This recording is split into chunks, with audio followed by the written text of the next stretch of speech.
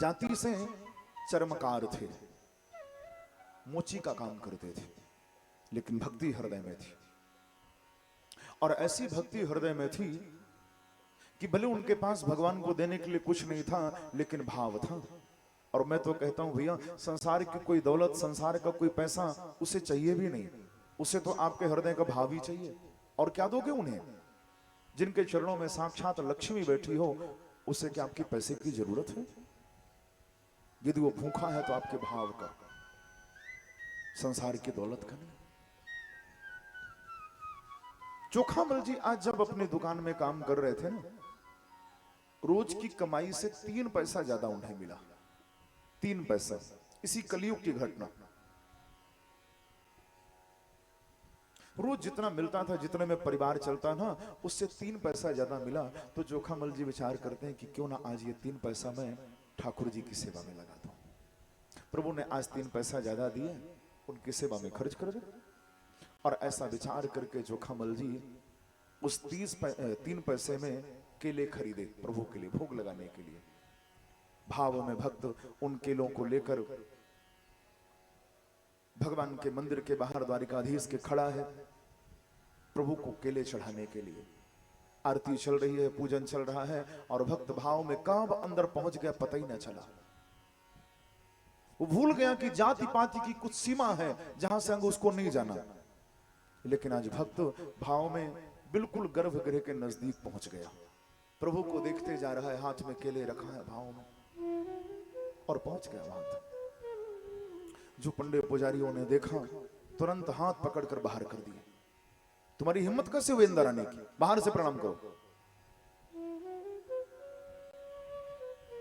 हाथ में जो फल लिया था भक्त, उन फलों को छीनकर सड़क में फेंक दिए। बड़ा दुख हुआ उसे, इतना मारे उसे, दर्द शरीर से रक्त बहने लगा, जगह जगह पर घाव हो गए। भगवान को देखता जा रहा है और कहता जा रहा कि प्यारे, आपको हमारे केले नहीं खाने थे तो मत खाते। ऐसा क्यों व्यवहार हमारे साथ किया आपने? अरे मैं आपसे कुछ मांगने थोड़ी ना आया था, मैं तो अपनी जो है भाव वो आपके चरणों में अर्पित करने आया था।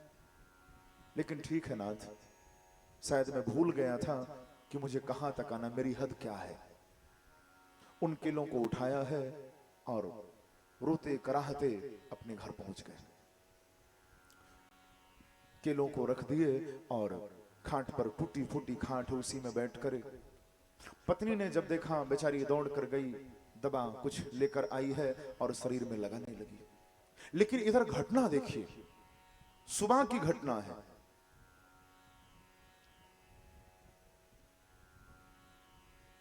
और मंदिर, सुबह से आज ठाकुर जी ने मंदिर में भोग नहीं लगाया। अर्पण तो हो रहा है, लेकिन प्रभु ने प्रसाद की ओर देखा नहीं। आज भगवान का भी मन व्यथित हुआ कि एक भक्त को उनके सामने अपमानित किया गया, नीचा दिखाया गया। जैसे तैसे शाम हुई और जो मंदिर के पट बंद हुए, भगवान मंदिर से निकल पड़े और चोखामल के द्वार पर जाकर भगवान आवाज लगाने, भक्तों चोखामल द्वार खोलो, भक्तों। चोखामल अंदर से कह रहा, भैया आप गलत घर में आ गए, मैं कोई भक्त नहीं हूं। यदि भक्त होता तो आज मुझे ऐसा थोड़ी ना पीटते लोग, मैं कोई भक्त नहीं हूं, मैं, आप आगे बढ़िए, मैं नहीं जानता आपको।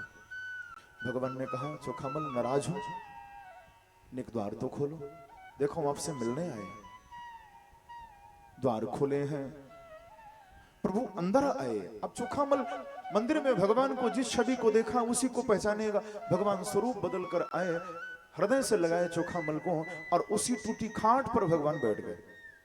भगवान ने कहा, भक्त सुबह से बहुत भूख लगी है, वो केले जो तुम लेकर आए थे ला लो ना, उसे मैं ग्रहण करना चाहता हूं। जो चोखामल ने सुना, प्रभु सड़क में फेंक दिए गए थे उन केलों को। चोखामल दौड़ कर गया और उन केलों को लाकर प्रभु के सामने रखा। बड़े भाव से प्रभु ग्रहण कर रहे हैं और 2 केले भगवान ने अपने दुपट्टे में छुपा लिए। भक्त ने प्रणाम करके कहा कि नाथ, बस एक ही प्रार्थना है, एक ही प्रश्न है कि जब आज सुबह मेरे साथ ये घटना घटी, तो आपने वहां पर उनसे क्यों नहीं कहा कि आप मेरे हाथ से ये प्रसाद ग्रहण करना चाहते हैं? क्यों नहीं बोले आप?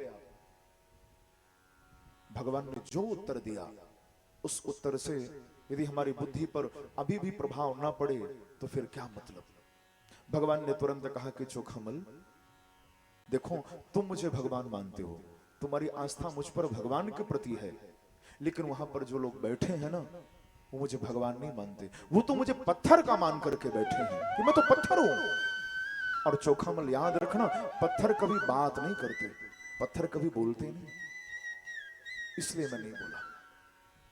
जो भक्त ने सुना चरणों में गिर पड़ा, नाथ मुझे क्षमा कर दीजिए, मुझे लगा कि आप क्यों नहीं बोले। हे प्रभु मैं जान गया, मैं सब समझ गया।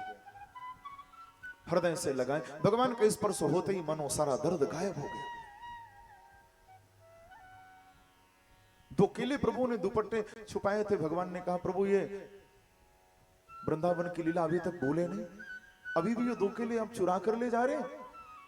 भगवान ने कहा भक्त सच कहूं, मंदिर में मेरे साथ रुक्मणी भी है, और आज तुम्हारा अपमान होने के बाद ना मुझे बाल भोग कराया गया, मैंने देखा नहीं, राज भोग आया मैंने छुआ नहीं, उत्थापन कराया मैंने छुआ नहीं, शांत को रात को ब्यारी आई मैंने उसकी तरफ नहीं देखा, तो मैं भी बहुत भूखा था भक्त, और वो रुक्मणी भी बहुत भूखी है। तो ये दो केले मैं उसके लिए लेकर जा रहा हूं।